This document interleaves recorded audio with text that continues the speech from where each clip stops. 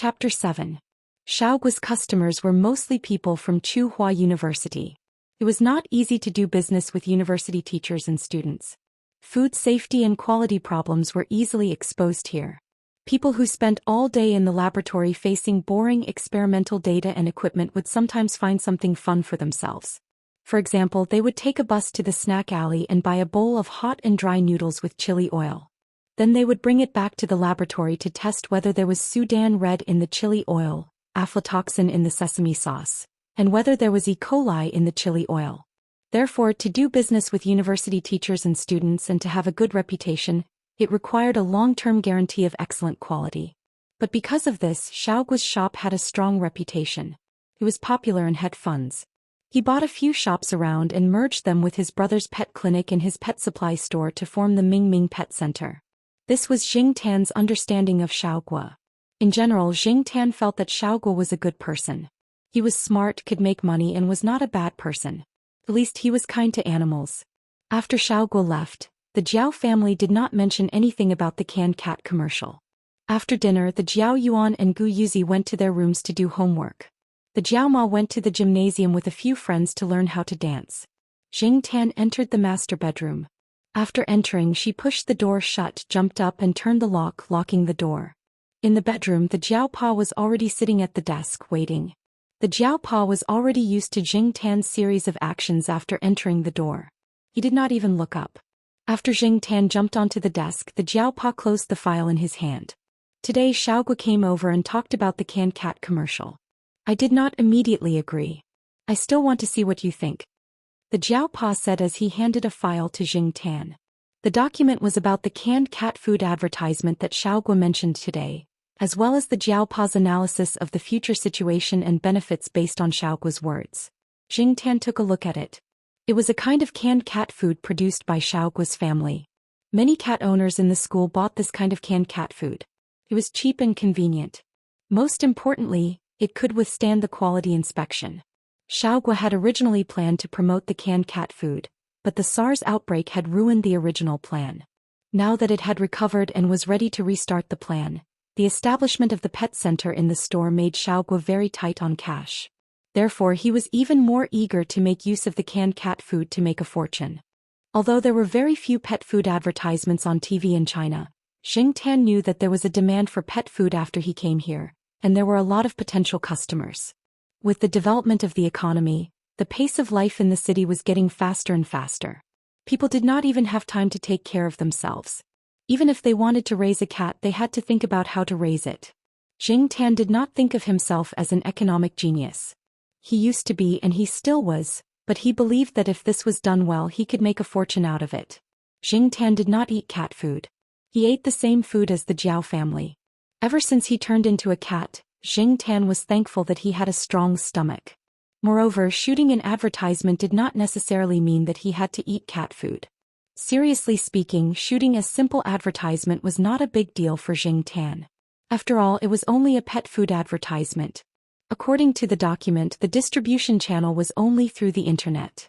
If the effect on the internet was obvious, there would definitely be follow-up advertisements. This first advertisement was definitely simpler. It was to test the waters. The reason why Xiaoguo came to Jing Tan was clear in Jing Tan's heart. Money was tight and he had to save as much as he could. The foreigners used tons of food to shoot the cat and dog wars. Although Xiaoguo's advertisement was much bigger than that, it would definitely use up some food. Of course, this was the case for other cats. Jing Tan was completely different. Jing Tan looked at the document and was thinking about the pros and cons. The Jiao Pa said, "You don't have to make a decision immediately. I told Xiaoguo. Just reply within 3 days."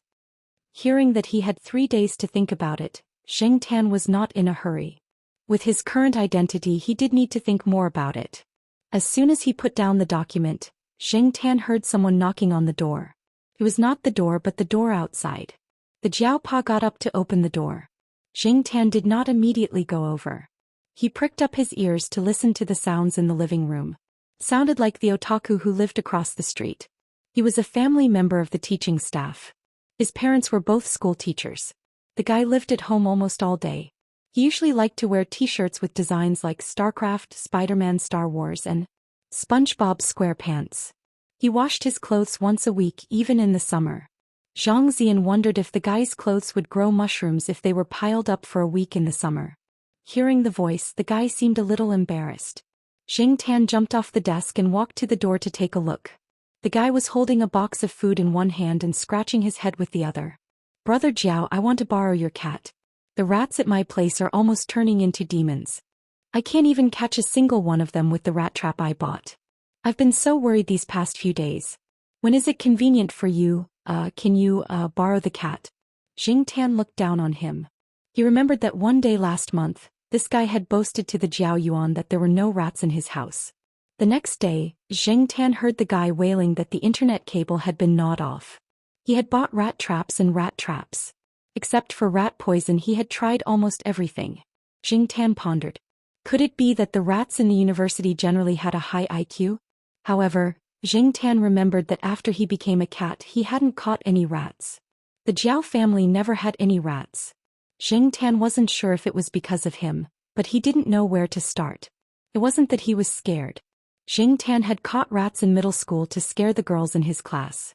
However, cats were different from humans. Xing Tan looked down at his cat paws. He was very annoyed. The Jiao Pa had finished talking to the guy. He closed the door and walked back to his room. He waved at Xing Tan. "Do you know how to catch rats?" Xing Tan was silent and didn't move. After a while, Xing Tan heard the Jiao Pa say, "Let's go and try." Try where? How? Xing Tan was puzzled.